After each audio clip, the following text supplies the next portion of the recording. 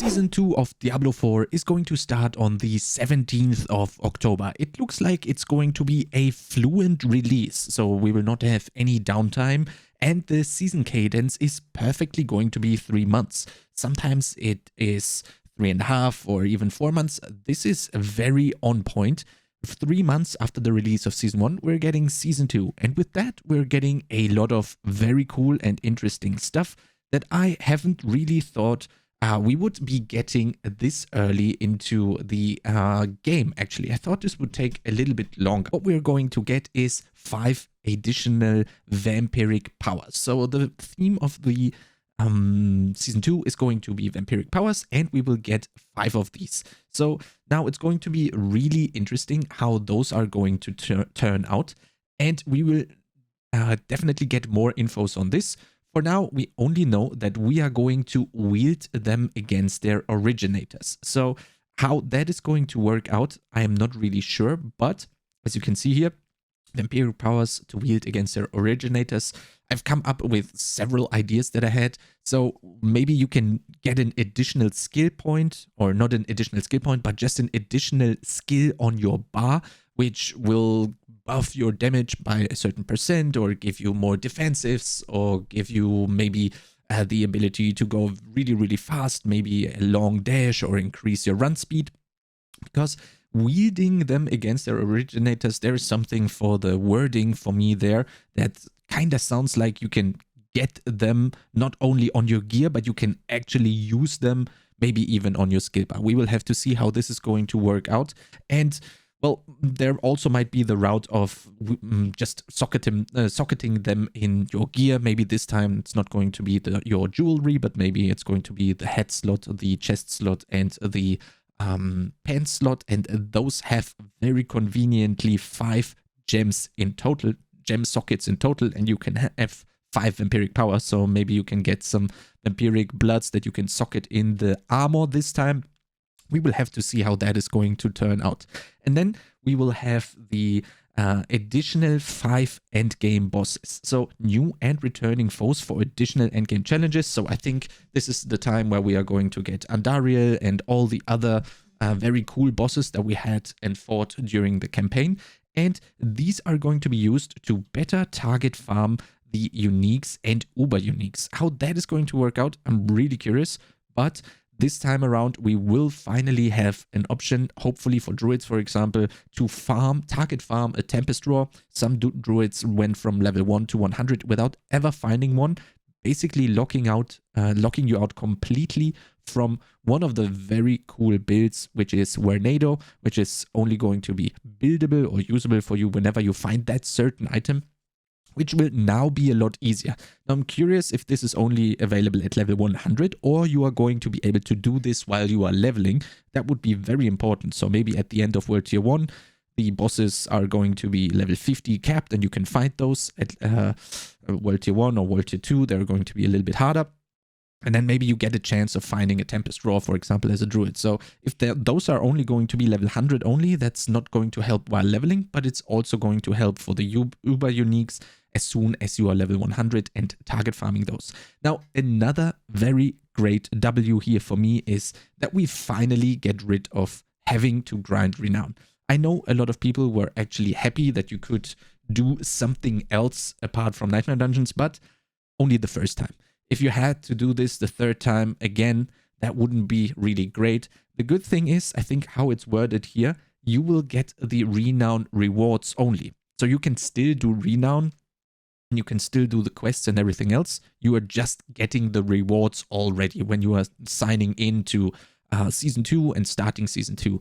This means that we are going to be leveling extremely fast, and I think all the races are going to be maybe 30% faster. I think so softcore is definitely going to be completed way under 24 hours. Nobody is going to take longer than that on softcore. I'm really very, very, very sure of this, and I'm really hyped for this, because that is actually going to help out the leveling in the beginning, and it's going to make it much more enjoyable and quicker.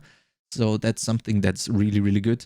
And yeah, we can reach Nightmare Giga Fast, and we can reach Torment Giga Fast. We can reach the Endgame Giga Fast now with having 5 more skill points instantly.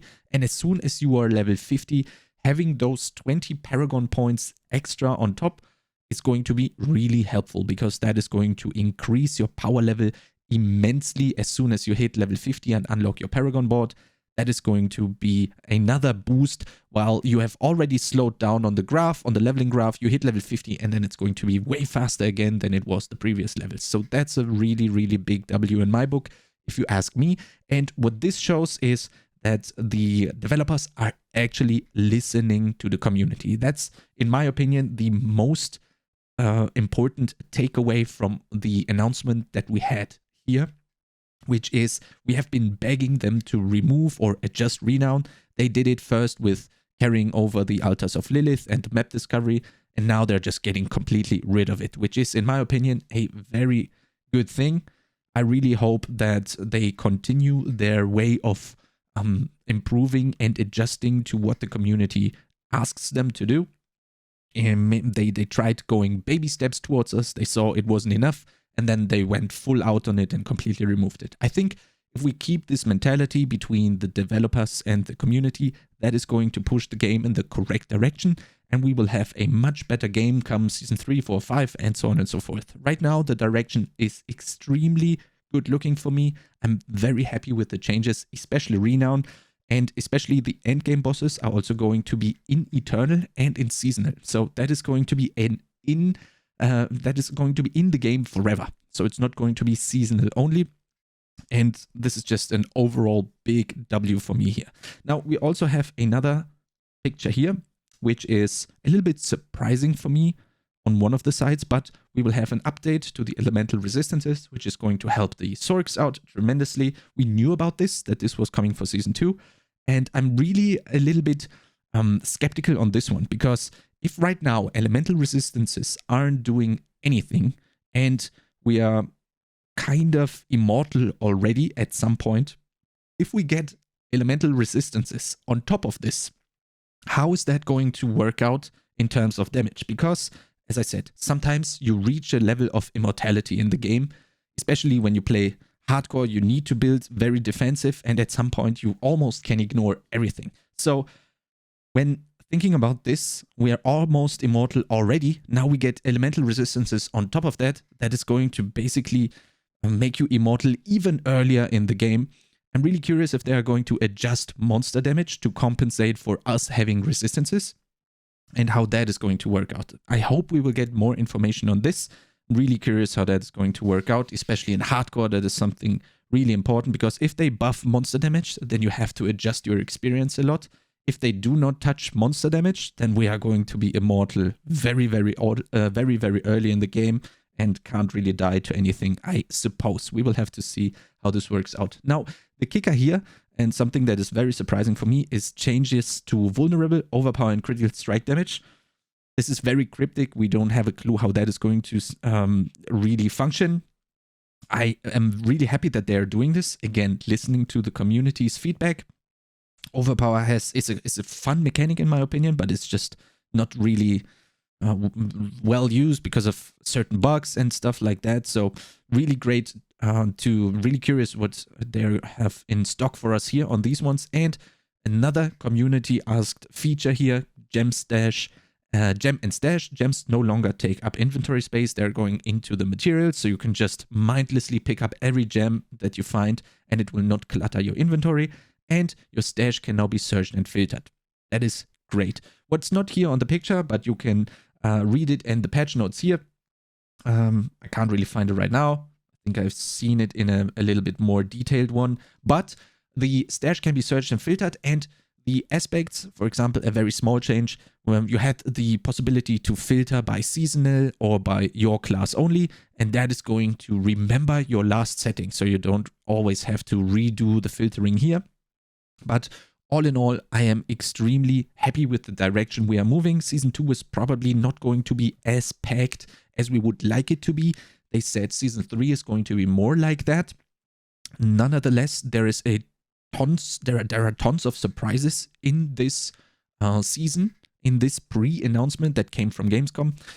that I wouldn't have really thought or wouldn't have expected this early. I thought we would have to wait for some of the stuff for season 4 or 5 even, but they put it into season 2 already. Makes me really happy and really I'm looking really forward to season 2.